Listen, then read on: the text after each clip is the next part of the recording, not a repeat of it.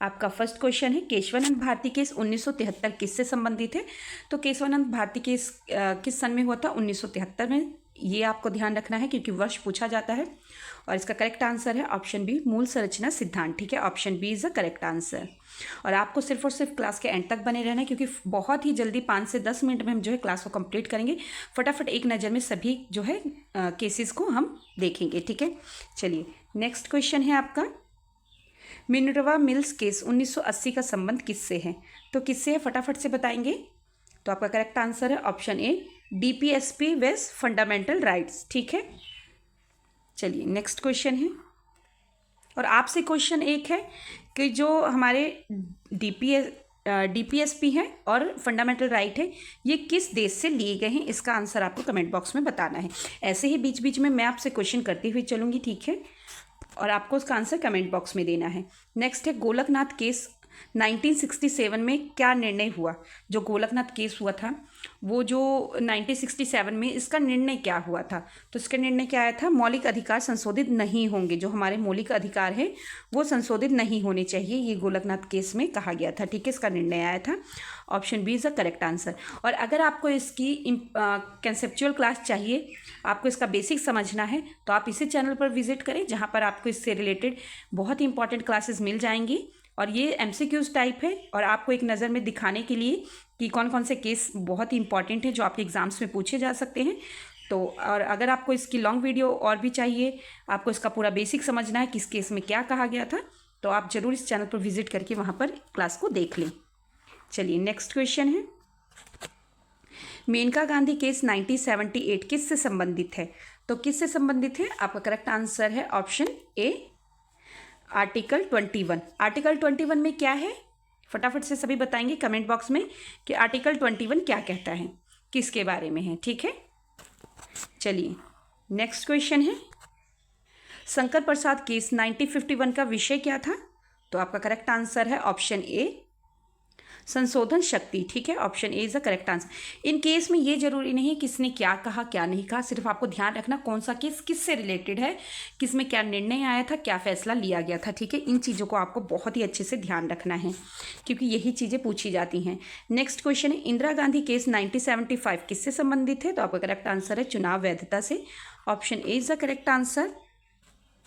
चलिए next question को देखेंगे, ब्रह्मा बनाम बिहार केस किससे जुड़ा है? तो आरक्षण से जुड़ा था। Option A is the correct answer और मोस्ट इंपॉर्टेंट केस है ये क्योंकि पूछा जाता है एग्जाम में। ठीक है, नेक्स्ट क्वेश्चन है, विशाखा केस 1977 का संबंध किससे है? महिला सुरक्षा से है। ठीक है, option A is the correct answer, most important है ये केस। ठीक है, ध्यान रखना है आपने।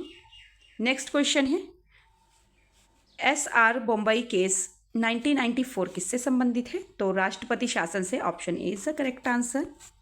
चलिए नेक्स्ट क्वेश्चन को देखेंगे, TMA पाई केस 2002 किससे जुड़ा है?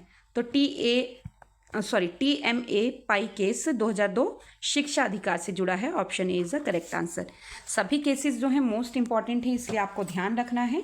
ठीक है, ये केसेस जो है पूछे जाते हैं। आप किसी भी एग्जाम की तैयारी कर रहे हो, UPSC, SSC, railway, group D, कोई भी एग्जाम हो, वहाँ पर इन केसेस से 3 से 4 क्वेश्चन इजीली बन जाते हैं, इसलिए आपको अच्छे से ध्यान रखना है।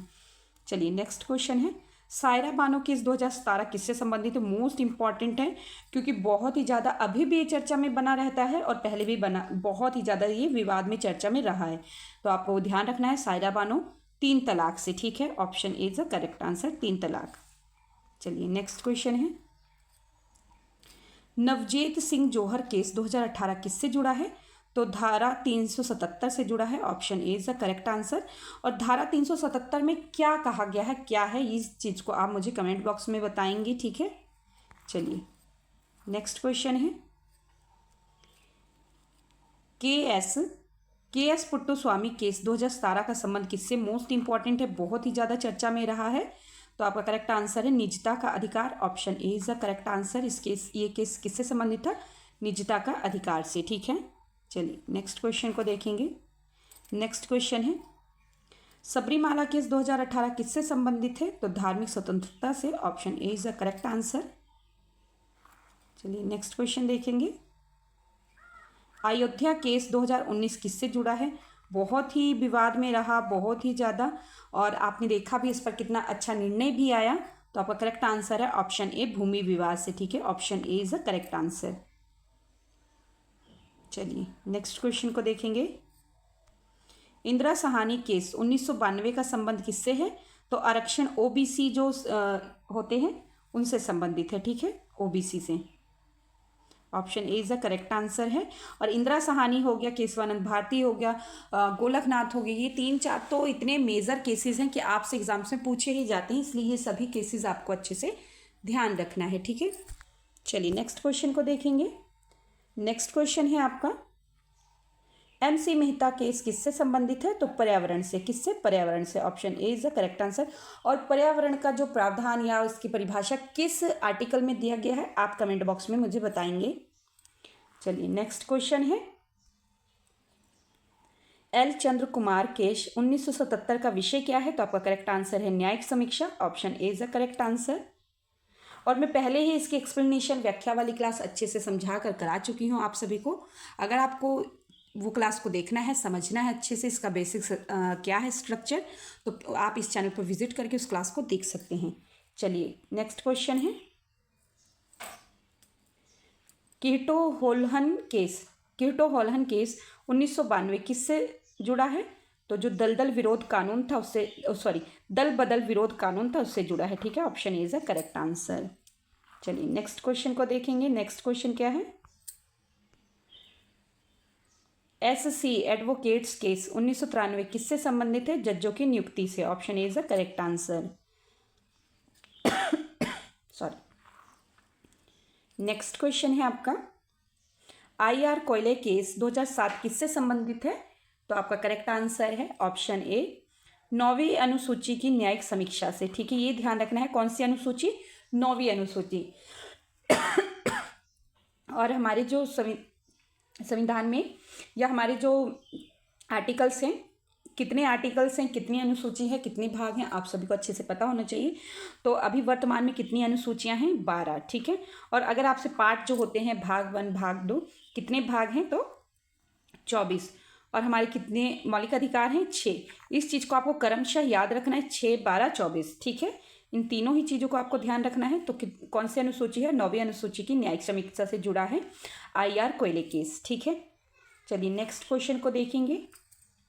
नेक्स्ट क्वेश्चन है आपका, अजीत सिंह केस किससे संबंधित है? तो ऑप्शन ए, पदोन्नति में आरक्षण।